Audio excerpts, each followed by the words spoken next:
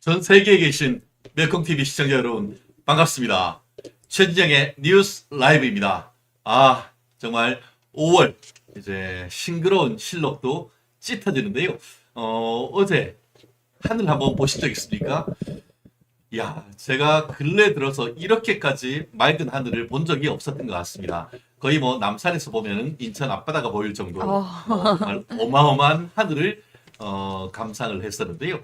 제가 어제 오전에 이 삼성병원에 건강검진이 잡혀 있어서 부득이하게 또 이영풍 기자님이 또 유동규 본부장님하고 했는데 또 많은 분들이 봐주시고 해서 너무너무 감사하고요. 오늘 수요일에 미녀 변호사 항상 아침을 밝게 열어주시는 최단비 변호사님 일찍부터 오셨습니다. 반갑습니다. 안녕하세요. 최단비 변호사입니다. 어제 어떻게 뭐 하셨어요? 학교 가신다고? 네, 어제 일했습니다. 오가는 길에 미차 밖으로 보이는 풍경이 너무 아름다웠지 않았어요? 어제 날씨가 정말 너무 좋더라고요. 눈이 튀어나올 정도로 좋았어요. 네, 예. 진짜로. 그래서 여행 가는 기분이었습니다. 그러니까요. 아마 많은 분들이 또 날씨는 참 좋았었지 않을까 싶고요. 또 어제 오후 2시, 3시 정도에 국회에서 최상병 특검법 재의결이 있었었는데 그래도 또 국민의힘이 단일 대우로서 특히 현재 이제 그 국민의힘 재적 의원님들 전부 다 참석을 했습니다. 네. 민주당에서는 이관계로서 나뉘고 뭐 어떻게 얘기를 했는데 어쨌든 모두 다 이렇게 참석을 해주셨고 또 범여권으로 보이는 또 자유통일당, 자유통일당 또 그리고 또 무소속까지 다 합쳐가지고 나름대로 어떤 성과를 이뤄냈다라고 볼 수가 있는 것 같은데 어제 저도 라디오를 통해 가지고 그 속보를 봤는데 그 속보 보면서 우리 최 변호사님 어떤 생각이 드셨어요? 그러니까 사실 이게 이 최상병 특검과 관련되어서 다시 말씀드리지만 여당도 최상병에 대한 수사는 필요하다라고 얘기를 거기에 대한 건 동의를 합니다. 그렇죠. 근데 이 법 자체가 이제 절차라든지 헌법 같은 것에 문제가 있기 때문에 이것에 대해서 이제 반대를 하는 이제 당론이 있었던 것이고요. 하지만 이제 여당에서 한 5분 정도의 의원들이 공개적으로 나는 찬성표를 그렇죠. 던지겠다라고 했기 때문에 그러면은 이제 제적 의원의 3분의 2가 넘는 것이 아닌가. 그렇죠. 예. 라는 이제 걱정들이 사실 있었습니다. 특히 참석을 안 해버리면은 그렇죠. 그 너무 또 민주당이 전체 그 숫자가 늘어나기 때문에 그걸로 통해 가지고 혹시나 이게 통과되는 것이 아니야 그런 걱정도 했었더랬잖아요. 네, 맞습니다. 그랬는데 이제 사실 어제 그 언론에서 얘기했듯이 여당 의원들이 전원 참석을 했어요. 사실 그것이 굉장히 의미가 있다라고 생각을 그렇죠. 하고 여당 의원들도 이제는 이제 마지막 국회이긴 하지만 단합을 해가지고 이 거대 야당에 대해서 어떠한 아무런 그런 문제가 없지 않은 문제가 있으니까 대통령이 재의욕을 했겠죠. 그런 것에 대해서 철통같이 방어를 했다라는 것. 그리고 이렇게 자신들의 막무가내인 절차의 법안 통과를 이제는 여당이 똘똘 뭉쳐서 막고 있다라는 것에 대해서는 의미가 있다고 생각합니다. 그렇습니다. 이승만 대통령이 그랬죠. 뭉치면 살고 흩어지면 죽는다. 어떻게 보면은 Unite, we stand. Divide, we fall. 뭐 이거 아니겠습니까? 어떻게 보면은 박근혜 전 대통령도 내부의 어떤 그 분열을 통해서 탄핵으로 가게 됐던 그런 부분인데 탄핵으로 간 결과 보수가 완전히 괴멸됐던 네. 것이 몇 년 되지 않았습니다. 어떤 그런 부분에 대한 반면교사도 있었지 않을까 싶고 또 추경호 원내대표 또 그리고 전임 또 원내대표까지 다 일일이 맨투맨을 통해 가지고 또 마지막까지 21대 국회의원들을 결집했다는 점에서 다가오는 22대 국회에 대한 어떤 그 똘똘 뭉치는 108명의 어떤 뭉치는 단합된 어떤 대우도 볼 수 있지 않을까 하는 생각을 했는데요. 근데 흥미로운 게 있잖아요. 네.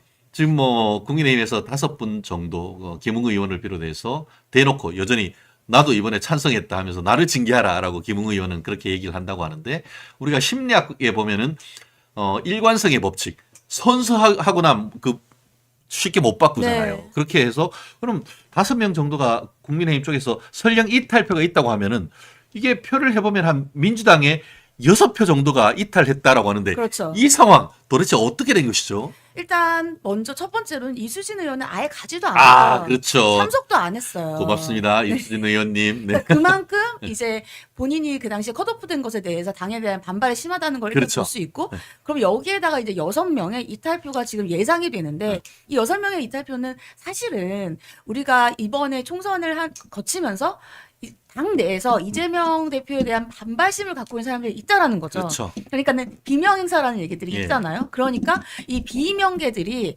이제 이렇게 소위 개딸들이 무서우니까 네.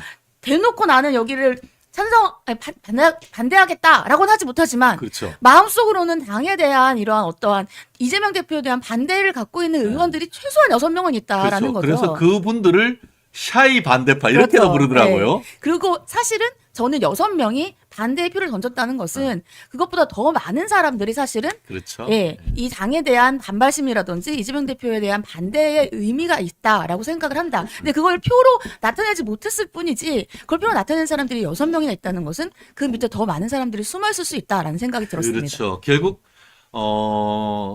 제3차 반란 이렇게 표현할 수가 있겠죠. 1차 반란은 이재명 대표에 대한 체포 동의할 때 네.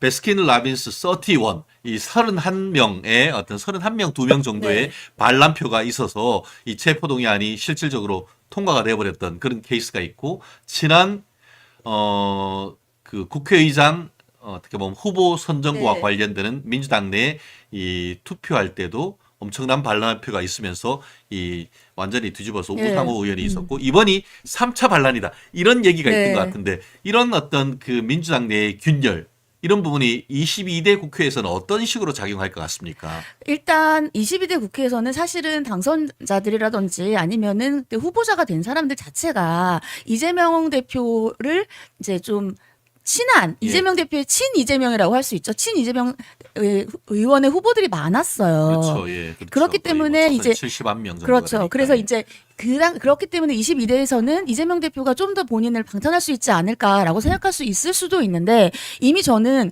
당내의 기류가 바뀌고 있지 않나라는 생각이 듭니다. 그렇죠. 그리고 더 이상은 이제 민주당 의원도 물론 친 이재명계 민주당 의원이고 이재명을 방탄해야지 소위 이제 강한 강성의 민주당 당원들이 지지를 해준다라는 생각을 갖고 있을지 몰라도 마음속에서는 과연 이렇게 하는 것이 맞는가라는 생각들을 가지고 있는 것 같아요. 그렇다고 한다면 22대 국회가 지금 4년이 남았기 때문에 4년 동안 예를 들면은 지금 벌써 얘기를 하고 있어요. 우리는 이거 21대에서 부결됐지만 22대에서 또 할 거다. 그리고 다른 특검들도 할 거다라고 했지만 과연 21대 국회에서 이렇게 부결이 됐으니 6표나 지금 이탈을 했으니 22대 국회에서 과연 그들이 요구하는 것들이 잘 될까? 그렇죠. 라는 부정적인 맞습니다. 생각이 벌써 들기 시작합니다. 저 또한 비슷한 의견을 가지고 있는 것 같은데요. 강성으로 갈 것 같지만 반드시 그렇게 하기는 쉽지 않죠. 실제로 지금 21대 국회 전반기에 18개 상위위원장 자기들이 다 쓱싹 가져갔죠. 다 가지고 그렇죠. 가고, 그랬다가 2년 뒤에 어떻게 됐어요? 지방선거 망했죠. 몰락했죠. 네. 예. 그리고 그런 과정에서 본인들의 어떤 그런 초강성으로 갈 경우에 후폭풍을 아마 본인들도 경험을 했을 거예요. 그러다니까 그런 맥락 속에서 이른바 가끔은 제정신 고민정 의원이 최근에 이제 종합부동산세 이런 것들 뭐 폐지해야 된다라고 네. 얘기 나오는 것들이 어떻게 보면 본인들도 이렇게 강성으로만 나갔다가는 서울 말아먹게 생겼다. 그런 얘기가 있다 보니까 야, 이거 어떡하지? 이거 그러면서 이제 완전히 그러니까 개딸이라고 할 수 있는 사람들은 완전히 계속 강성으로 가길 바라지만 수권 정당을 그렇죠. 바라는 이 그 민주당 입장에서는 완전히 강성으로만 계속 때리기는 어려운 그런 기류가 지금 읽히는다는 그런 말씀인 것이죠. 맞죠. 왜냐하면 당장 이번에 말씀하신 것처럼 국회의원 선거를 보더라도 강성인 개딸들은 추미애 의원이 될 거라고 생각을 하고 그렇죠. 추미애 의원이 당연히 될 거라고 생각을 했어요.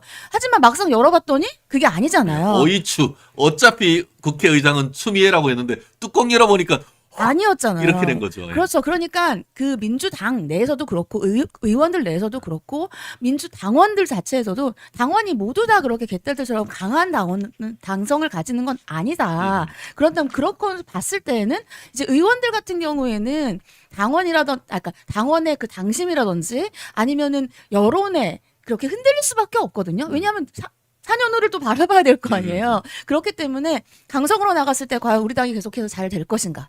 나의 안위가 괜찮을 것인가? 그렇죠. 이런 걱정을 할 수밖에 없을 것 그렇죠. 같습니다. 계속 강성으로 가다가 이건 내 표 떨어지는 거 아니냐. 대표인 게 고민정 아닙니까? 그렇죠. 예, 예. 그러니까 자기들 이제 최근에 성동구 그리고 옆에 지금 그 고민정 의원이 있는 구 같은 경우에는 뭐 최근에 아파트 값이 엄청나게 올라오다 보니까 이 거기에 이제 종부세 1주택자도 종부세가 내니까 야 당신들 뭐해 이러니까 이제 정신이 번쩍 드는 건 그렇죠. 아니에요. 참, 그러니까 뭐 그래도 가끔이라도 제정신으로 돌아오니까 그래요. 문제는 이제 그 이렇게 뭐 단일 대우해서 해서 잘 되는 것도 좋기는 한데 또 22대 국회 가면은 또 인원이 많이 달라지고 네. 하는 과정에서 22대 국회에서 어떻게 또 이런 그 단일 대우를 이끌어 갈지에 대한 또 리더십이 되게 굉장히 중요한 것이고 그러한 과정에서 이제 또 7월 말 8월 초에 전당대회가 있으니까 이런 부분 잘 만들어서 새로운 리더십 그리고 국민들이 어떻게 바람하지 않는 대통령실과 당정 간의 건전한 어떻게 보면 소통과 또 견제와 균형이 또 살짝 있는 그런 식으로 해서 또 쌍끌이로 갈 수 있는 그런 리더십을 만들기를 또 우리 그 멸콩TV 시청자 여러분께서는 보고 있지 않을까 싶습니다. 그래요. 요 사이에 요 다음엔 또 이어서 문다혜 그리고 또 김정숙 타지 말 이런 부분을 계속 이어갈 건데요. 사이에 잠깐 또 안내해 드릴 게 있어요. 며칠 전에 이 부분은 이제 그 정유연 그러니까 정유연 씨가 이름이 이렇게 옛날에 그 최순실 씨 따님 네. 예예 예전엔 어머님이 조만간 수술을 하신다고 해요. 정유라 씨가 그러면서 저한테 좀 멸콩 TV에 그런 부분에 대한 후원 요청을 좀 해주셨습니다. 제가 뭐 우리 출연 요청을 하는 과정에 그런 얘기를 어렵게 꺼내가지고 제가 말씀드리는데요. 지금 저희 뭐 멸콩 TV 자율 구독 밑에 나고 있습니다만 우리 정유라 씨 후원 계좌 한번 좀 열어주시면 좋겠고요. 최순실 씨 어머님이 다가오는 얼마 며칠 뒤에 이게 척추하고 허리 수술을 하셔야 되는데 수술비만 적어도 2, 3천만 원 정도 든다라고 합니다. 그러면서 지금 경제적인 큰 어려움을 지금 호소를 하고 있는데 정유라 씨 후원 계좌가 국민은행 본인 이름을 바꿨죠. 그래서 정유연입니다. 정유연 국민은행 4648-01011-12439 4648-01-011-12439인데요. 정유라 씨 아이 여럿을 기르는 정말 싱글맘으로서 고군분투하고 있습니다. 어려운 상황 속에서도 또 우리 자유우파의 누구보다도 강한 스피커로서 또 역할을 하고 있는데 집안에서 아이를 기르랴 또 엄마 치료비 대랴 굉장히 어려운 그런 상황인 것으로 알고 있습니다. 말씀드렸던 정유라 씨 후원 계좌 또 열어뒀으니까 그쪽으로도 또 온정의 또 도움의 손길을 주신다고 하면은 또 자유우파의 또 뜨거운 열정 그걸 통해서 또 더 열심히 자유우파의 대한민국을 위해서 싸울 수 있는 정유라 씨가 되지 않을까 싶습니다. 정유라 씨가 이번 그 탄핵 과정에서 여러 가지 마음의 상처를 입고 성함을 바꿨습니다. 정유연입니다. 그렇기 때문에 정유연이라는 이름으로 나오는데 이 정유라 아니야? 이렇게 오해할 수도 있으니까 정유연 씨가 정유라란 말씀을 드리고 국민은행 이 후원 계좌로 또 따뜻한 어떤 사랑을 쏘아주신다고 하면은 너무 감사하겠습니다. 그래요. 또 우리 제우스님 정유라님께 많은 후원 격려 부탁드립니다라고 돼 있고요. 이거 수고하십니다. 구독 100만. 근데 이게 글씨가 이게 러시아 글씨인 것 같아요. 제가 제대로 읽지 못해서 송구하고요. 어쨌든 러시아에 계시는지 러시아에 업무를 하시는지 모르겠습니다만 구독 100만 응원해 주셔서 감사합니다. 겸손하자님 허리 수술은 고도일 병원에서 우리 한님 정유라님 자유우파 최고의 투사입니다 라고 돼 있고요. 정금미님 정유현님 응원합니다. 힘내세요라고 해주셨습니다. 너무나 감사합니다. 저희 후원 계좌 올렸으니까 보시고 해주시면 감사하겠고요. 다시 우리 본론으로 들어가면은 문다혜 네. 청와대 직원과의 돈 거래까지 정황이 검찰 수사를 통해서 명확하게 밝혀졌다는데 수사가 어디까지 왔죠? 네, 일단 이 굉장히 좀 이상한 돈 거래가 있었어요. 그러니까. 사실은 대통령의 딸이 네.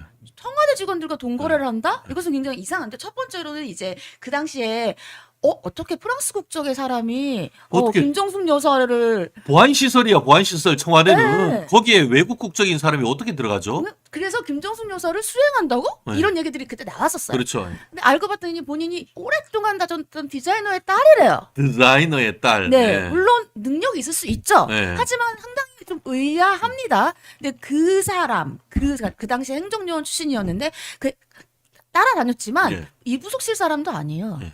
총무비서실 사람, 총무비서실. 네, 총무비서 사람이에요. 총무비서 사람은 그런 구조는 우리 청와대에서 근무하신 우리 최 변호사님이 너무 잘 아시죠? 총무비서실이라고 하는 곳은 재정을 관리하는 그렇죠, 곳입니다. 돈. 네, 돈을 관리하는 곳이에요. 그래서 돈이 나가고 들어오는 것을 다 볼 수 있는 예. 곳입니다. 그래서 거기에 있는 행정요원이 김정숙 여사를 따라다니면서 그 당시에 언론 보도를 보면 김정숙 여사 옷을 사면 현금으로 그걸 지급했다는 그렇죠. 거예요. 관봉권으로. 네, 돈. 네, 그 사람이에요. 그거 특활비 아니에요, 그거? 그러니까 그런 의심이 드는 거죠. 그리고 그런 일국의 대통령실의 금전 거래 내역을 훤히 볼 수 있는데 프랑스 국적 사람을 넣었다? 넣었다? 이게 도대체 뭐예요? 그런데 김정숙 여사를 또 총무비서실 사람인데 김정숙 여사를 수행을 해요. 예. 그거는 제2부속실 있어야 되는 거 아니에요? 그렇죠. 예. 수행을 합니다. 이게 개판이네. 근데 현금으로 또 돈을 줘요? 예. 여기까지는 이제 옛날의 얘기예요. 근데 이번 문제는 뭐냐? 바로 그 사람이 문재인 전 대통령의 딸인 문다혜에게 송금을 한 이력이 있다는 거예요. 일단 이건 무엇이냐라는 것이고 두 번째로는 그 당시에 유송아 전 춘추관장이에요. 그렇죠. 전 춘추관장도 문다혜 씨에게 송금을 한 이력이 있습니다. 그러니까. 여기까지도 이상해요. 근데 이번에 더 새로 이상하죠. 밝혀진 건 경호처 직원과도 헐.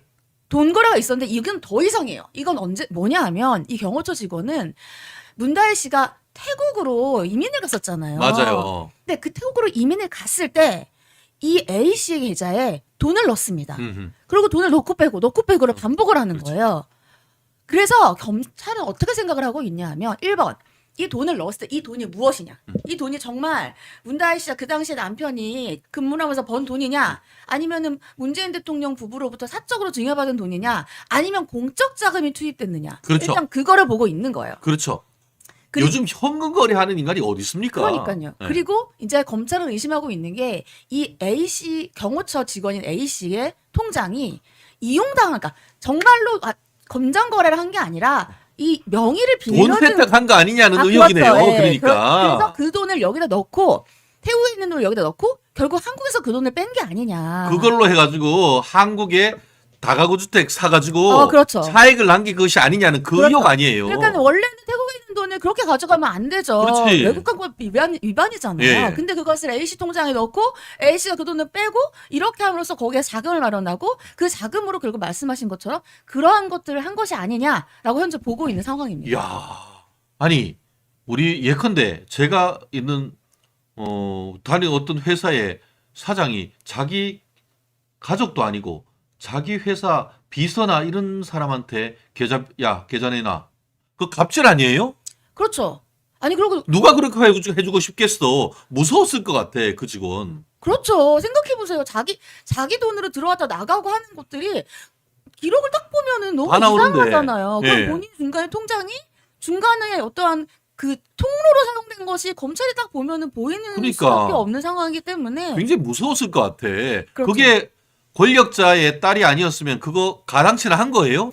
그렇죠. 안 되죠. 거기에다가 이 직원 같은 경우에는 이 직원뿐만이 아니라 문다혜 씨는 태국으로 갔을 때 그 청와대와 관련되어 있는, 그러니까 우리의 공무원들이죠. 공무원들이 문다혜 씨가 태국에서 정착할 수 있도록 또 도와줬다라는 거예요. 그렇죠. 예. 그러니까 도대체 보통 사람 말씀하신 것처럼 사장님이에요. 근데 사장님의 딸이 태국으로 가요. 그렇다고 그 회사의 직원들이 가가지고 거기에서 어떻게 하는지 도와줍니까? 개인 회사면 그럴 수도 있지. 개인 회사면. 그런데 이거는 대한민국 국민 아닙니까? 그렇다고 공무원들이 도와준 거예요. 그 동무원이 도와주면은 공무원이 딸 도와주라고 뽑아놨습니까? 경호하라고 했지. 계좌 우리가 예를 들어서 보이스피싱이나 돈 세탁 하는데 빌려주면은 우리 그게 처벌받아요. 보면은 그렇죠. 그게 전자금융거래법 위반으로 해가지고 금융실명법 위반으로 해서 기소되고 처벌된단 말이에요. 그렇죠. 그거 뻔히 알 거 아니에요. 그렇지만 와. 거절을 할 수가 없는 상황인 그러니까 거죠. 그게 갑질 아니에요. 그럼요. 저는 제가 언론이라고 하면은 문다혜의 갑질 이런 걸로 해가지고 키워드도 하나 해서 기사도 한번 써볼 수 있지 않을까 싶은데 지금 얘기하신 것처럼 이게 문다혜 그러니까 문 대통령의 영예님께서 네. 우리나라의 대통령이 한국에 있는데 딸이 해외 유학 가는 것도 아니고 이주한 것도 신기해. 그렇죠. 그런데 거기에 아까 얘기한 춘추관장, 총무비서관실, 또 제2부속실, 이번에 또 압수수색했는 게 또 어디지? 그 공직기관, 그 민정수석실 또 한 군데 해서 5군데에 대해서 이게 뭐 5군데 정도 해가지고 이 딸이 해외 가는데 도왔다고 하면 이거 국정농단 수준 아닙니까 이거? 그럼요. 저는 그렇게 생각하고 지금 이게 다 기억하시겠지만 이게 원래는 문다혜 씨와의 돈거래를 파악하려고 수사를 시작한 게 아니에요. 그렇죠. 문재인 대통령의 전 사위죠. 문다혜 그렇죠. 씨의 전 남편이죠.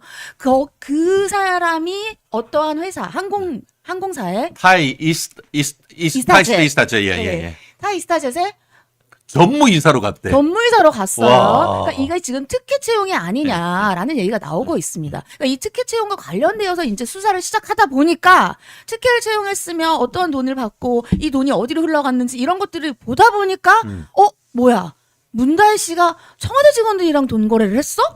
까지 수사가 진행이 된 거예요. 그러니까 그렇구나. 원래 문다혜 씨를 타겟으로 삼아서 이거 수사를 한 게 아니란 말이죠. 그렇죠. 실제로 지금 말씀하신 게 이게 뭐냐면은 핵심 그 인물이 우리 이스타젯의 사장인 이상직 전 의원. 네. 이상직 전 의원을 이 배지가 떨어지니까 2018년 3월 달에 문재인이 중소기업진흥공단 이사장으로 딱 보내요. 맞아요. 근데 그 우리 이른바 떨어진 금배지들 얘기를 들어보면은 떨어진 금배지들이 제일 가고 싶은 꿀보직 중에 꿀보직이 이게 중소기업 이사장이래요. 왜냐하면 돈이 짭짤하거든.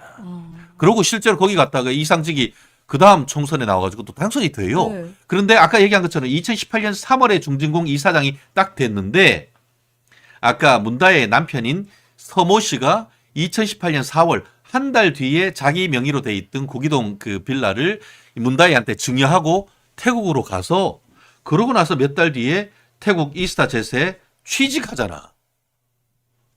그러면서 받았던 그 월급이 얼마나 되냐 하면은 월급이 매월 800만 원, 집 렌트비가 350만 원 해가지고 매달 1150만 원 정도를 타이 이스타젯으로부터 받았는데 아시다시피 타이 이스타젯하고 어떻게 됐어요? 임금 체불이 돼가지고 한두 푼들이 아니고 수십억이 넘는 돈이 이 체불이 돼가지고 이상직 의원을 상대로 해서 소송 제기를 했어요. 그러면서 이상직이 뭐라고 했냐? 나 그거 내 회사 아니야 했는데 법원이 당신 회사 맞아 라고 하면서 이 근로자들 손들어 준 거 아닙니까? 네. 그만큼 타이스타젯이 돈이 없어가지고 했는데 지금 서모 씨 이 사람이 게임 회사에 했지 그러니까 항공회사하고 아무런 관련이 없는 거야. 쉽게 말하면 아무런 관련이 없는 사람을 대한항공에 전무이사로 보냈는 거야. 그거 이상한 거 아니에요? 그러니까 이게 어떤 이제 의혹들이 나오냐. 그러니까 검찰이 뭘 들여다보고 있느냐. 말씀하신 것처럼 중진공의 그 당시에 이사장이 됐잖아요. 그러니까 이 중진공의 이사장이 된 것에 대한 대가로 이게 뇌물이네. 그러니까 뇌물 의혹이네. 대가로 전 사위였죠. 그 당시 예. 사위죠. 예, 그 당시 사위를 타이스타젯. 그러니까 그 당시에 중진공 이사장이 된 이 이상직 의원의 회사, 사실상 회사에 취직을 채용해준 시켜주고 거지. 꽂아 넣어준 거라는 거지. 그래서 그게 지금 특혜 의혹이라는 그렇죠. 거예요. 그러니까 그 특혜가 법으로 말하면은 제3자 뇌물죄가 그렇죠. 된 의혹을 가지고 지금 수사를 하고 있다는 거죠. 맞죠. 그러니까는 이사장이 된 대가로 지금 사위를 특혜 채용해주고 그렇죠. 이 특혜 채용해준 것에 대해서 수사를 하다 보니 예. 딸이랑 청와대랑도 돈 거래를 했네? 이렇게 하면서 점점 수사가 넓어지고 있는 겁니다. 그러면서 이제 확인을 해봤더니만 이게 문다혜가 먼저 서씨가 이제 태국으로 간 다음에 문다혜도 이제 집 팔고 이게 그 태국으로 갔는데 이 중진공의 태국 쪽에 있는 동남아 담당 직원이 예. 이 그쪽에 있는 그 한국인 공인중개사 소개시켜줘 가지고 문다혜가 정착하는데 도움이 줬는데 그 한국인 공인중개사를 최근에 한국에 불러가지고 검찰이 조사를 했다며요. 네, 맞습니다. 그래서 한국인 조사를 했고요. 어떻게 해서 하게 됐느냐에 말씀하신 것처럼 그런 관련된, 그러니까 사실은 그쪽 타이의 직원이, 그러니까 태국의 직원이라 하더라도 우리나라 공무원과 같은 역할이잖아요. 그렇죠. 근데 그런 사람이 와서 이 문다혜 씨를 이 집을 알아봐주고 해달라라고 얘기를 했다라고 하면서 결국은 궁극적으로 공공적인 자원을 통해 가지고 문다혜 씨가 여기에 정착하도록 도와주라고 했다라는 진술이 나왔다는 겁니다. 국민이 문재인이 대통령으로 뽑았지 문다혜를 대통령으로 뽑았냐? 그거 아닙니까? 맞습니다. 저도 해외에 유학을 가보고 하면은 진짜 준비하는데 개고생하고 도착해가지고 공항에서 집까지 어떻게 가느냐 다 그것 다 일일이 다 해가지고 하는데 그거를 나라에서 다 해줬다는 거잖아. 그럼요. 다 채용해주니까 감사합니다 하면서 이 이상직이 그쪽에 중진공 그 해외에 있는 태국에 있는 직원 야 너가 가지고 문다혜 공주님 모시니까 다 모시라는 그거 아니었습니까? 그거 다 뭐예요? 그거 다 세금 아닙니까? 세금이죠. 와, 이게 국정농단 아니에요? 그럼요. 나라가 다 니끼가? 와, 야, 이게 하나 참네. 정말 지금 우리 아스트로김님 영예가 아니고 영아 같은 짓을 뭐 이렇게 호시절님이 아스트로님 박수 해주셨네요. 야, 이게 뚜껑이 여니까 이런 일들이 지금 줄줄이 나오고 있다는 거잖아요. 맞습니다. 그러니까 이게 제가 다시 말씀드리지만 검찰이 문재인 전 대통령을 겨냥해서 이걸 시작한 게 아니에요. 예. 근데 하다 보니까 예. 뭔가 지금 고구마 줄기처럼 고구마 줄기 땡기고 나오다 보니까 헉. 더욱더 놀라운 일들이 네. 계속해서 발생하고 있는 거예요. 그러니까 이게 결국 이 사건이 마치 송철호 울산시장 선거 개입 사건과 거의 데칼코마니처럼 일치하는 것이 아니냐. 한마디로 그 공통점이 문재인의 친구, 문재인의 딸. 그래서 내 이게 30년 치기 당선되는 게 꿈이라고 하니까 네.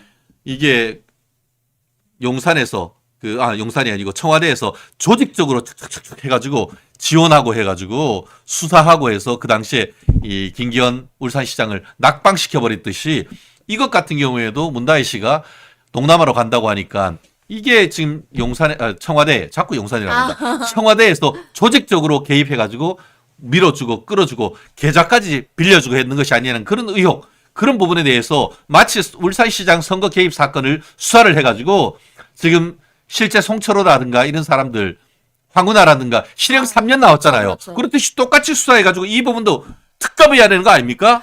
저는 이해가 안 가는 게 일단 남편이 먼저 갔잖아요. 남편이 먼저 갔어. 그러고 집을 팔고 갔잖아요. 네. 근데 남편이 먼저 갔을 때는 그때 남편이 정착하는 거를 다 해놨어야 되는 거 아니에요? 그러니까 남편이 다 해야지 그거. 아니 같이 간 것도 아니고 먼저 가갖고 있었는데 근데 굳이 중진공 직원을 공주니까.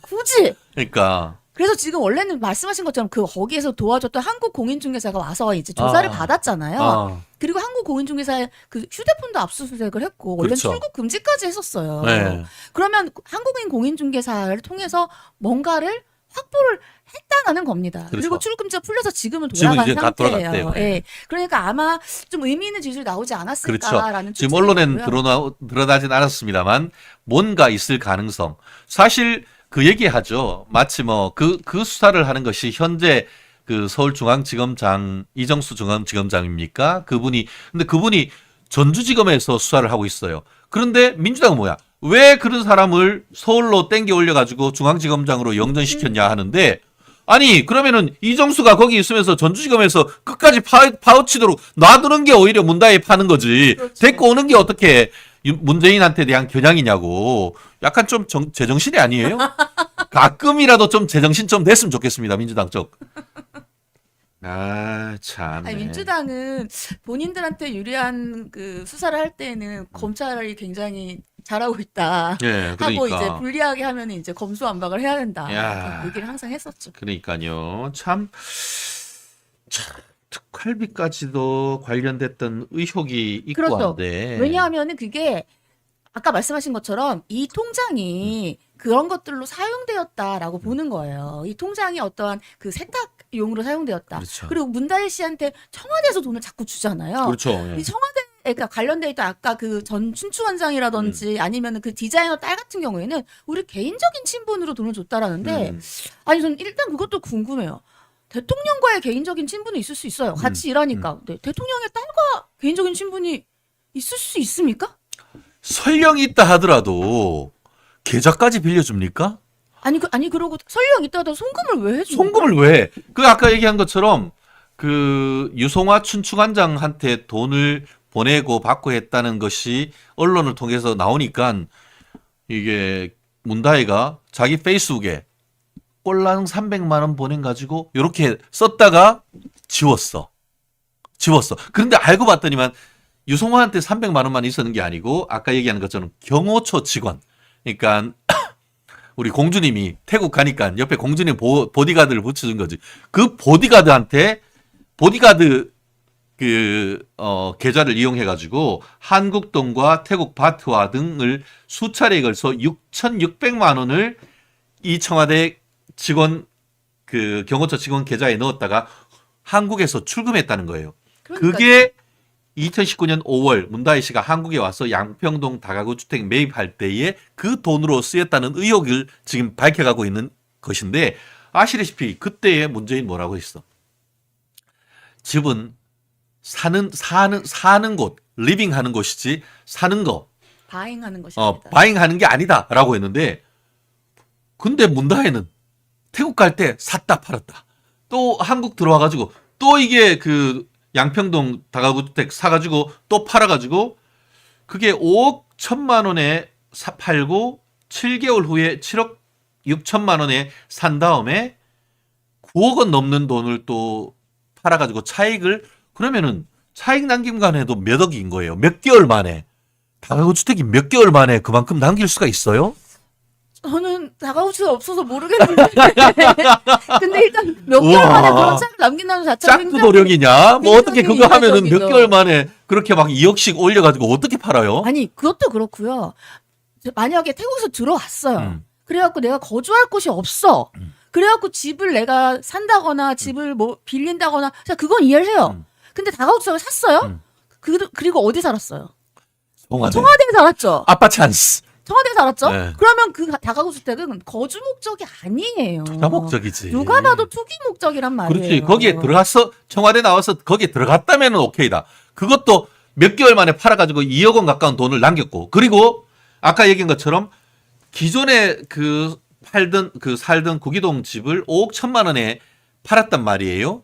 그러고 나서 7개월 만에 이 양평동 집을 7억 6천만 원에 샀다고 하면은 그 차액이 2억 6천인데 그 돈 어디 났어? 아니 잘 생각해 보세요. 차액이 2억 6천이 아니에요. 그거보다 더 왜냐하면 많아요? 5억 1천을 팔았을 땐 분명히 양도세를 양도소득 맞다. 양도세를 빼고 나면 훨씬 그렇네. 더 차익이 많은 거예요. 오, 그렇네. 훨씬 많네. 그렇죠. 역시 이게 실무를 하시는 변호사님의 촉인 겁니다, 이게. 그러니까 우리가 그냥 봤을 때는 2억 정도라고 그거보다 훨씬 많은 차액이 발생했다라고 생각하시면 됩니다. 예, 예.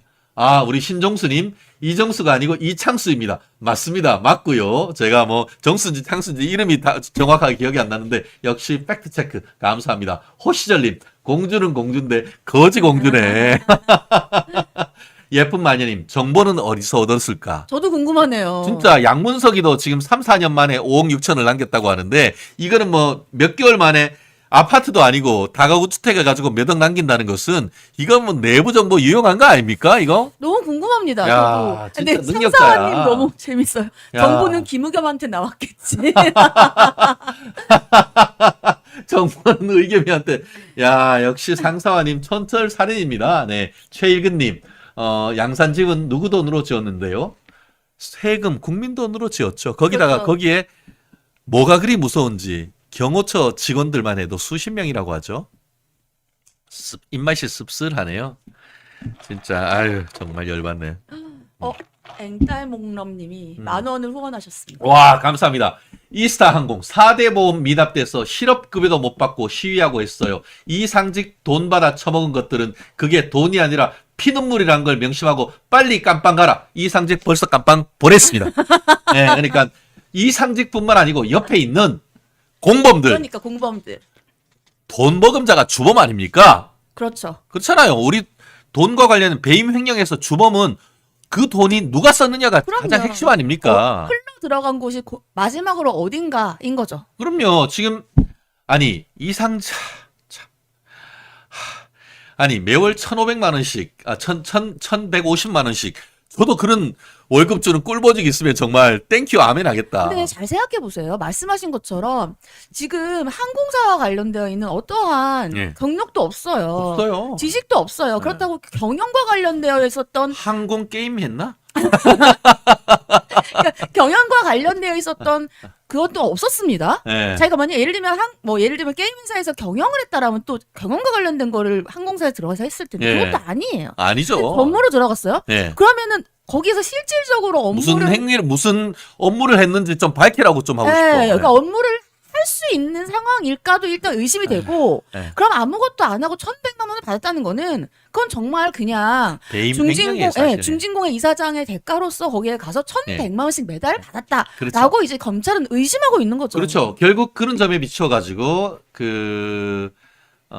이상직은 회사 재산을 배임 제3자에게 이익을 줘서 배임 횡령하는 것이고 그리고 문다희 씨 부부 입장에서 와 또 문재인 입장에서는 문재인이 직접 혜택을 받은 것이 아니고 공동지갑 경제 공동체인 문다희 씨 부부가 받았다는 점에서 단순 뇌물이 아니냐. 이 제3자 뇌물도 아니고 가족들이 봤으니까 단순 뇌물이 아니냐. 왜냐?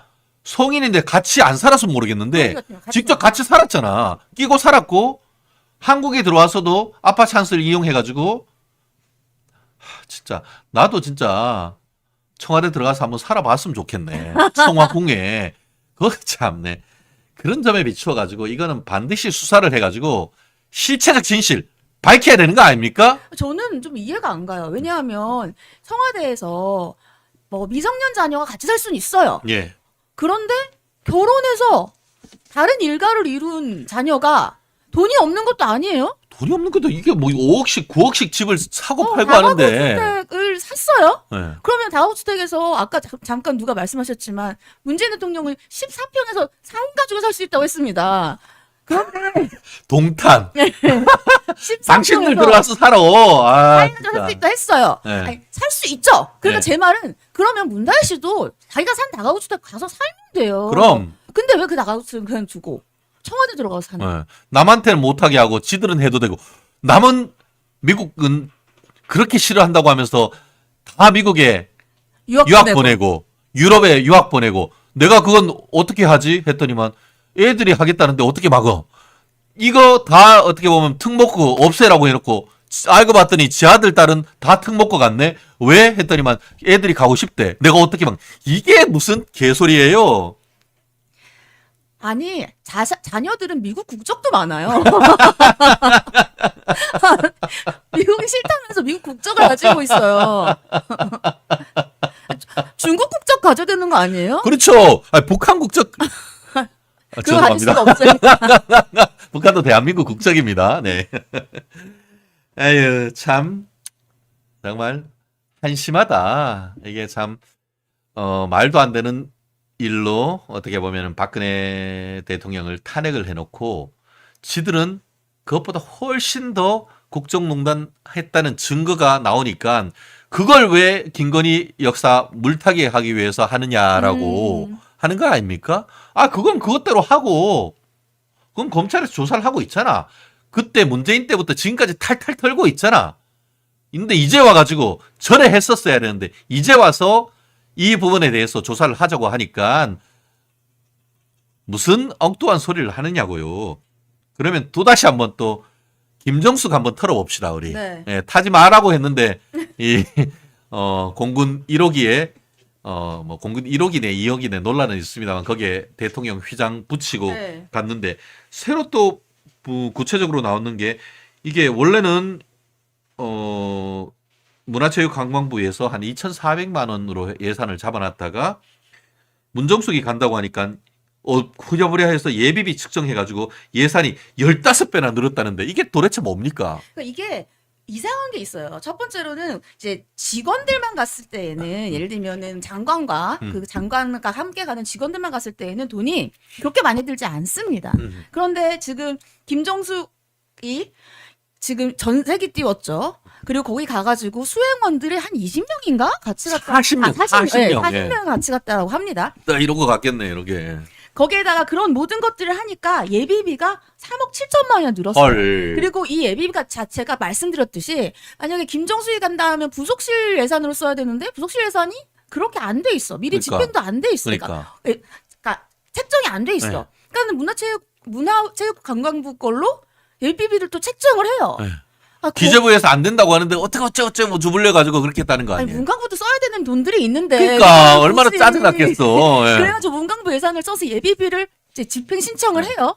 근데 예비비 집행이 이렇게 빨리 되는 것도 굉장히 이례적이라고 이례적이라, 합니다. 예. 근데 예비비 집행 신청하는데 집행 신청할 때는 또 타지마을 방문 계획은 아예 없었어요. 헐. 그러니까 타지마을 방문 계획이 아예 없었는데 아, 타지마을 방문 계획이 없는 상태로 예비비를 받아요. 그리고 나서 나중에 출국 배포하면서 보도자료 할 때에는 타지마을 방문을 할 거다라고 얘기를 하고 지금도 뭐라고 얘기하고 있느냐. 아니 원래 외국은 다 이렇게 국빈들이 오면 자기 나라에 이렇게 좋은 것들을 보여주고 싶어 한다. 김정숙이 가고 싶어서 타지마을 간 게 아니라 거기에서 인도에서 보여주고 싶어 하니까 어쩔 수 없이 간 거다. 약간 이런 식으로 얘기를 합니다. 근데 사진 찍은 거 보셨어요? 다 물리고. 그 뒤에 아무도 없어요. 예. 그러니까 관광객도 다 물리고 예. 자기 혼자 거기 타지마을에 네. 독사진을 찍고 싶은 거예요. 보통 사람은 불가능한 거 아닙니까? 아니 여러분들 해외에 가서 갑질한 거 아니에요, 그거? 아니 그렇죠. 생각해 보세요. 여러분들이 여행을 갔어요. 그래갖고 사진을 찍을 때 내 뒤에 누군가 항상 있어요. 왜냐하면 좋은 곳에서는 누구나 다 같이 사진을 찍고 싶거든. 근데 그 타지마을에 아무도 없다는 게 말이 됩니까? 예전에 이건 저하고 우리 최단비 변호사님 사이만 아는 얘기인데 예전에 벌써 한 7년 된 것 같아. 제주도에 뭐 업무차 한번 갔다가 그 공항 근처 용두암에 갔었는데 메이드 인 코리아는 용두암하고 최단비 변호사님 혼자밖에 없었다. 저한테 얘기했던 거 기억나죠? 진짜요? 그러니까 어떤 그 지역의 상징적인 지역에 가면은 관광객이 그렇게 많은 게 그럼요. 당연한 거죠. 아니 정말 내 바로 뒤에 그러니까 나랑 같이 찍은 사람 같은 사람 그러니까요. 딱 써있는 게 원래 정상이에요. 그래요. 그게 내가 그래야 이게 같이 왔구나 이게 느끼기도 하고. 예. 그러니까 원래 중요한 관광 막 명소는 그게 정상인데 지금 예비비 집행 신청할 때는 아예 없었던 타지마을을 방문했어요. 그 방문도 지금 인도에서 굳이 그렇게 하고 싶어 하는 곳이래요. 예. 그런데 그렇게 해서 갔어요. 그래놓고 관광객을 물리고 독사진을 찍었어요. 예. 그러니까 버킷리스트라는 말이 자꾸 나오는 거예요. 그렇죠. 아니 그렇다고 하면은 예전에 부에노스아이레스입니까? 아르헨티나 가면서 아르헨티나에 갈 때도 아르헨티나 정부에서 핀란드 거쳐가지고 오라고 명령을 내렸더랬습니까? 아니 어떻게 남미를 가면서 거꾸로 돌아가지고 유럽을 가가지고 거기서 뭐 원전 어쩌고 저쩌고 헛소리하고 그렇게 돌아갑니까? 아니 이게 처음이면은 그런 변명을 그래요 뭐 한번 그럴 수 있지 하는데 이게 한두 번이 아니잖아요. 그렇죠. 네. 그러니까는 그러고 사실은 뭐 그렇게 갔어요. 그래가지고 어떠한 뭐 가자마자 아니 거의 가서 어떠한 목적을 가지고 그것이 실제로 실현이 된다거나 국익에 이익이 된다면 모르겠지만 그런 경우들이 거의 없었어요. 없어요. 예. 그러니까 자꾸 관광객들이 나오는 네. 거예요. 그리고 외교, 그러니까 영부인 단독 외교 성과라고 했는데, 그 외교 진짜 성과면은 외교 보고서에 있어야 될 텐데, 그럼요. 외교 보고서에도 없다며. 없어요. 예. 이거 보고서에도 없고 그냥 지금 타지말과 관련된 것은 배포 보도 자료에만 있습니다. 그리고 말씀드렸지만 인도에 그 전에 5달 전인가 이미 다녀왔어요. 네, 맞아요. 근데 단독으로 무슨 또 성과가 그러니까. 있었겠습니까? 저는 이해가 하고 갑자기 생각이 나요. 그게 단독으로 갔다 온 외교 성과라고 하니까 이재명이 대장동 사건이 당군 일의 최대 치적이라는 거 그거 하고 이렇게 딱 이렇게 막 자꾸 떠오르네요. 아마 저뿐만 아니고 그런 생각하신 분들 많으실 것 같아요. 그렇죠. 강현재님이 탐크루즈도 못 찍는 단독샷을 찍었다고. 우리 여왕님, 땡멜다님, 단독샷 찍으셨네요. 장현재님, 촌철살인이십니다. 우리 세옹지마님, 최단비 변호사님, 반갑습니다. 호시절님, 세옹지마님, 멸콩. 너와나님, 도대체 성과가 뭐냐, 정수가. 사진이 성과다. 단독사진이 성과라는 말 진짜 많아요. 그러니까, 예. 왜냐하면 그거 아무나 만들기 네, 어렵거든요. 독사니까. 그 말은 뭐냐? 갑질이 성과다. 이런 말하고 똑같은 거 아니겠어요? 아니죠. 세금 도둑이란 말까지 하긴 좀 세금 그렇네요. 네. 진짜 아유 너와나님 가서 정수기 팔고 왔냐? 그렇습니다. 진짜 빡치고 열받는데요. 이재명 얘기 다시 한번 좀 돌아가 보면은 이재명 뭐 우리가 제 트레이드 마크 중에 하나가 그 저거잖아요. 이 소탐 대실. 예. 소고기를 탐하다가 대통령을 놓쳤다. 근데 이게 그 메인 디시, 그 주된 음식은 소고기. 네. 또 그리고 뭐 그 스시 이렇게 했는데 우리 디저트도 참 즐기셨나 봐요. 과일로. 근데 그 쓴 과일값만 2천만 원이 넘는다라고 얘기하고 있는데 이건 또 무슨 얘기인 거예요? 이게 이 과일 값을 이제 말씀하신 것처럼 과일 값을 결제를 하는 거예요. 근데 그 과일 값을 결제를 하는 게 한 2천만 원이 나오는 거예요. 헐. 이게 법카로 이제 결제를 했기 때문에 법카를 유용한 것이 아니냐. 그러니까 이 과일을 지금 예를 들면은 정말 공무원들 그 당시에 뭐라 그랬더라. 이게 이제 뭐 수라상. 코로나 뭐 시절이라 가지고 약간 뭐 갖다 줬다. 뭐 공무원들에게 약간 이렇게 얘기를 하는데 2천만 원 일단 기본적으로 과일을 2천만 원어치를 먹을 수 있어요. 저는 사실 딸기 하나도 너무 비싸가지고 잘 못 사 그렇죠. 먹거든요. 그리고 옛날에 저기 그 조명현 씨가 무슨 스시 같은 거 하면은 한 10인분씩 하니까 저렇게 저 많은 걸 누가 다 먹냐 뭐 그런 얘기를 했다고 하잖아요. 그러니까요. 네. 그래서 근데 지금 이러니까 법카를 유용한 것이 아니냐라고 네. 하고 있어요.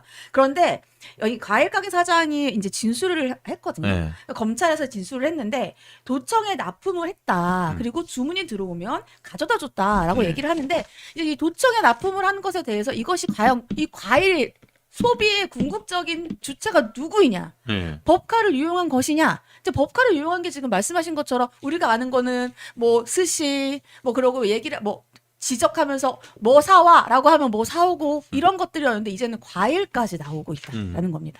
그러니까 그리고 이 과일 가게 사장님이 다 불었어요. 예. 다 불었어. 지금 이번에 배소연이 우리 그 몸종이라고도 불리우고 네. 산업이다라고 불리우는 김혜경 우리 여사님의 시종 아닙니까? 그렇죠. 네, 그 어떻게 보면은 이재명 변호사 사무실 비서로 시작해가지고 이재명이 성남시장으로 가니까 7급으로 네. 그리고 또 경기지사로 가니까 5급 사무관으로 야 진짜 취직 한번 잘해가지고 이제 팔자 펼치고 그렇게 했는데 지금 재산이 80억이 넘는다.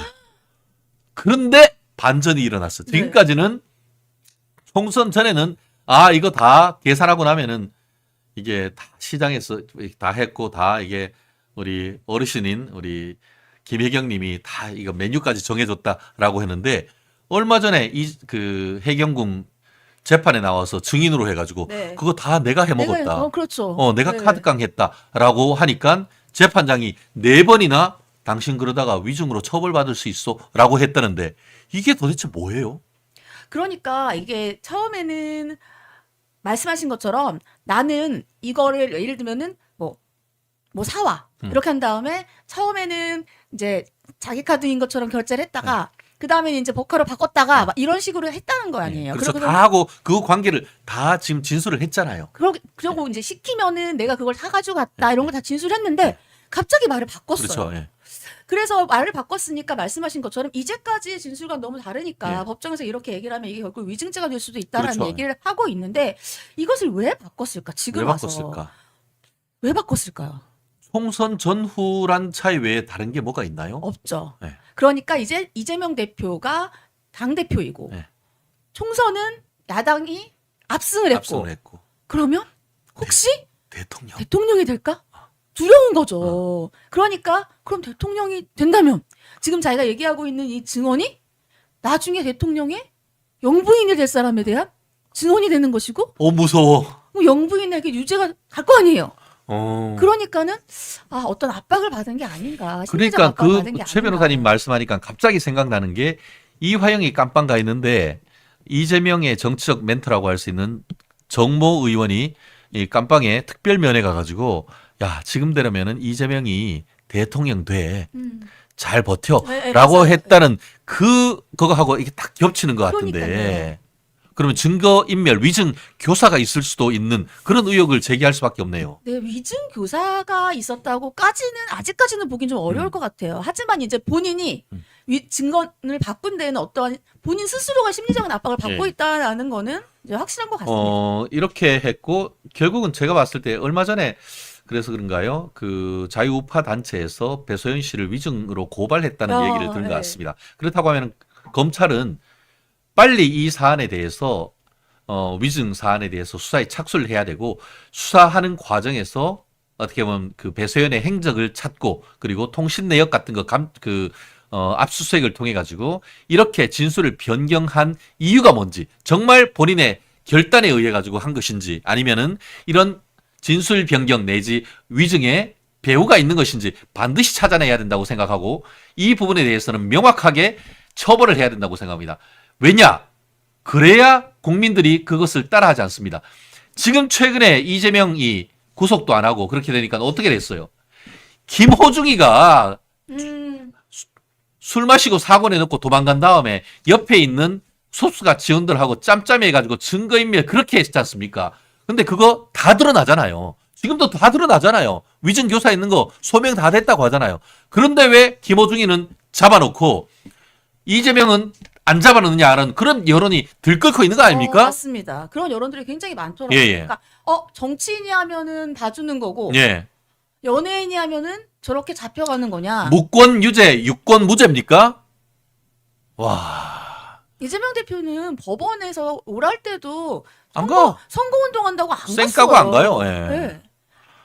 얼마나 이제 수사와 법원을 우습게 보면 그런 행동을 하겠습니까? 야, 그러니까 스톰 블루님 총선도 승리하고 또 유력한 대선 후보니까 웬만하면 증언 못하죠 라는 말씀. 조명현 씨도 참 힘들고 유동규 씨 그런 점에서 참 대단한 격이다라는 얘기를 하지 않을 수 없는 것 같은데요. 하진식님 간등이가 부었죠. 그리고 노하나님 법은 공평해야지라는 글을 쓰셨습니다. 아 정말 열받는 일이 한두 개가 아닌 것 같습니다. 참 아까 말씀드린 것처럼 이렇게 지금 배소연은 다 자기가 했고 위에 하나도 시킨 적도 없고 했다고 하는데 과일 가게 사장님은 다 자백을 했어요. 네.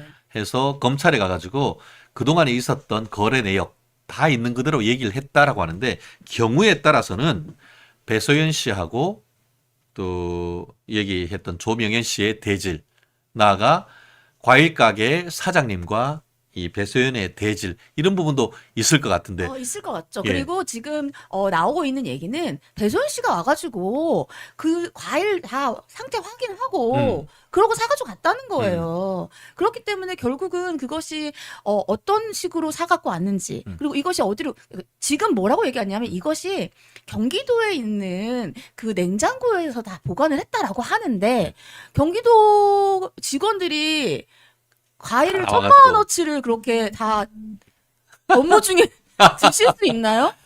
그렇죠. 네. 그러면서 본인들은 사모님 팀이 없다라고 했지만 경기도 공무원이 나와서 지난번 재판에서 선서하고 사모님 팀 있었다라고 증언을 했습니다. 그러니까 거기에서부터 이미 김혜경과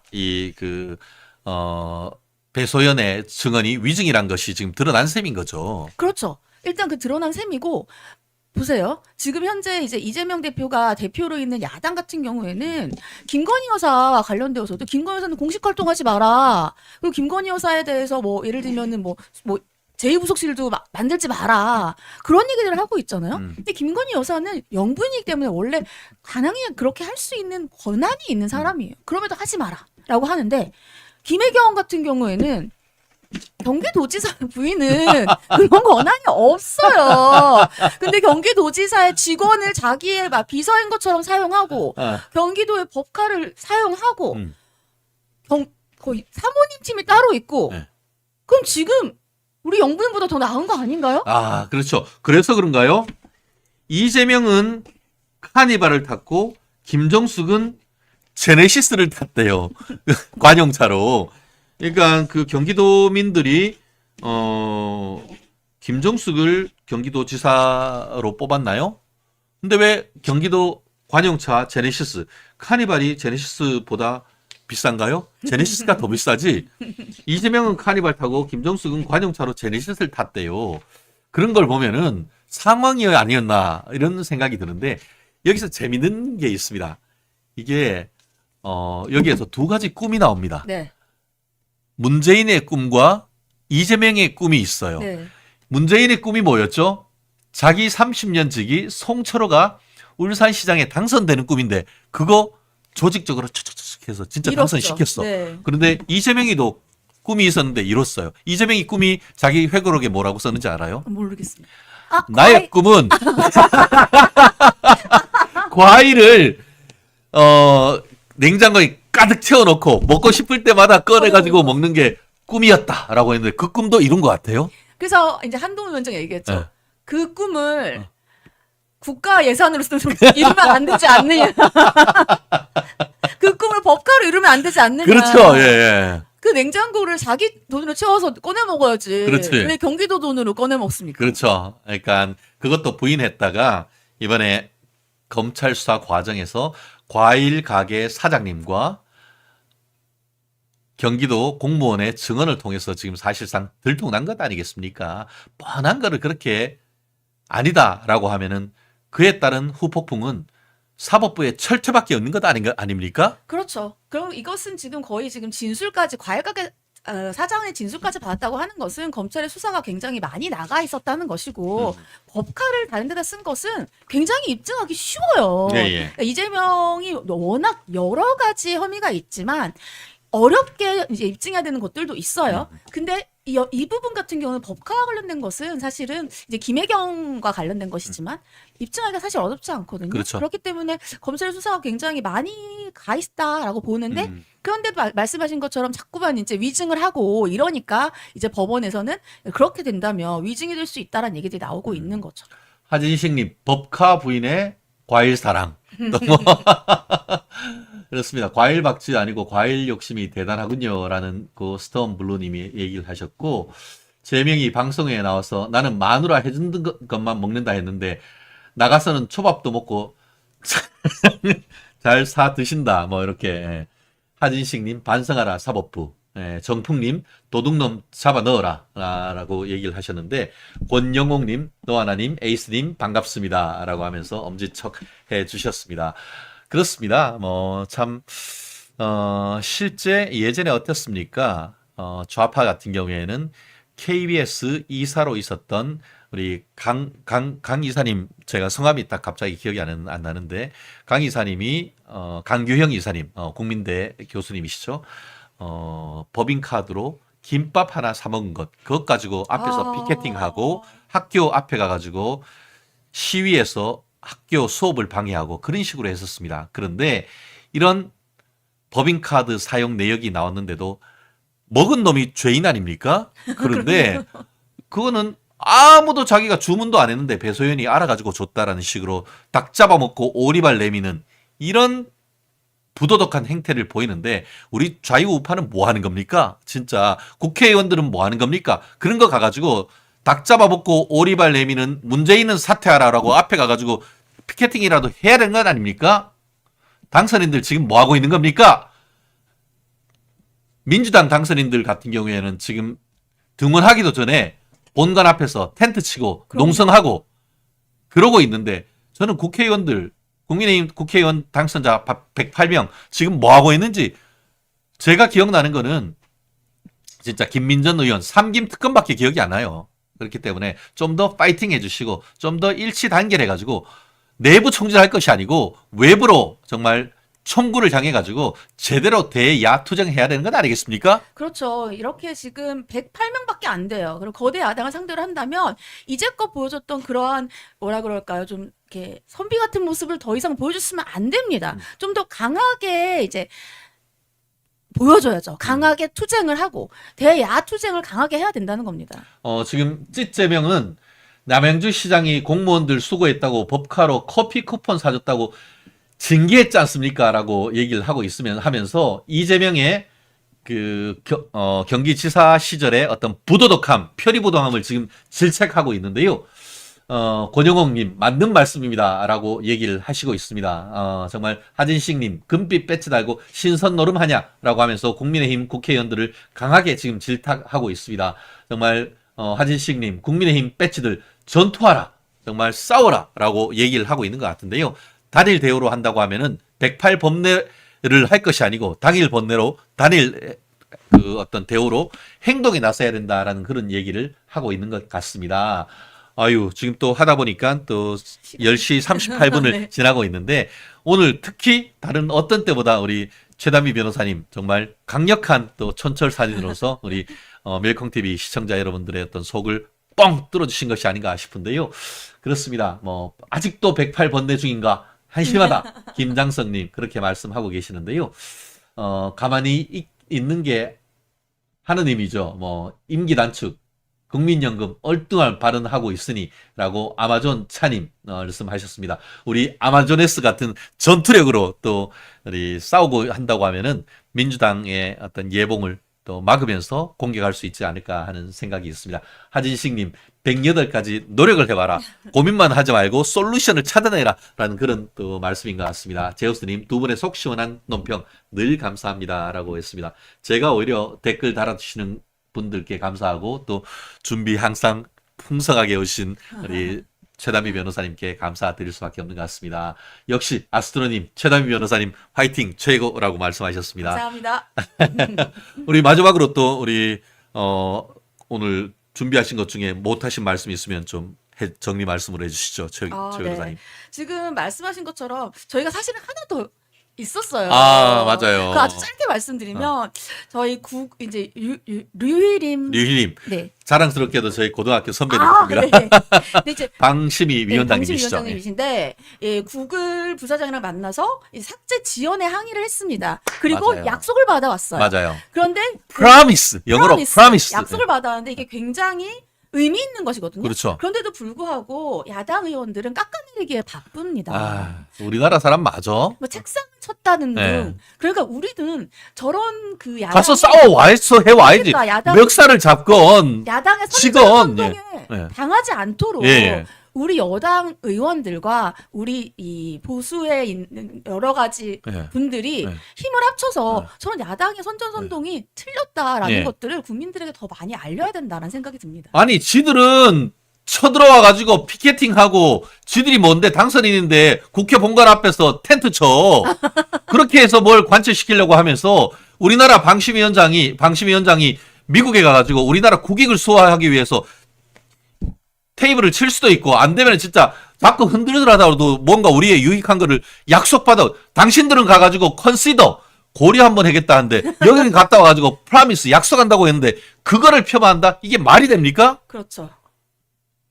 아 진짜 외교에는 여야가 없는 거 아닙니까? 그럼요. 그렇기 때문에 제가 마지막 말씀 잠깐 꼭 짧게 드려야 하려고 돼. 그랬는데 제가 그래서 말씀드리는 거예요. 그러니까 우리가 역시 대통령님도 마찬가지고 네. 지금 현재 정부도 마찬가지고 많은 업적을 이루고 있습니다. 그 맞아요. 업적을 폄하하려는 야당의 저런 공세에 넘어가지 않아야 된다라는 맞습니다. 생각을 마지막으로 말씀드립니다. 그렇습니다. 당신의 오늘은 어제보다 더 똑똑하다. 우리 멸콩 TV 우리 최진영 최단비의 뉴스 라이브를 듣고 계시면은 시사 상식뿐만 아니고 세상을 돌아가는 지혜를 얻을 수가 있습니다. 많이 시청해 주시고 오늘 또 좋아요, 구독, 댓글 너무 감사합니다. 그리고 아까 말씀드렸죠. 정유라 씨, 또 어머님인 최순실 씨가 아니고 이제 최서원 씨 지금 치료비가 상당히 부족하다고 합니다. 위에 저희가 멸콩TV에서 정유라 후원 계좌 정유연입니다. 헷갈리시면 안 되고요. 정유연 계좌로 해서 또 후원금을 보내주신다고 하면은 또 정유라 씨가 아이들도 기르고 또 엄마 건강 챙기는데 큰 도움이 되지 않을까 싶습니다. 오죽하면 저희들한테 그런 말씀을 하시겠습니까? 한 분, 두 분 정성이 또 정유라 씨의 가정을 지켜줄 수 있으니까 정말 도움 좀 부탁드리겠습니다. 오늘 또 함께 해주신 우리 밀콩TV 전 세계에 계신 시청자 여러분, 지금까지 최진영, 최단비 변호사였습니다. 다음 주에 또 뵙겠습니다. 고맙습니다. 저희는 또 뵙도록 하겠습니다. 감사합니다.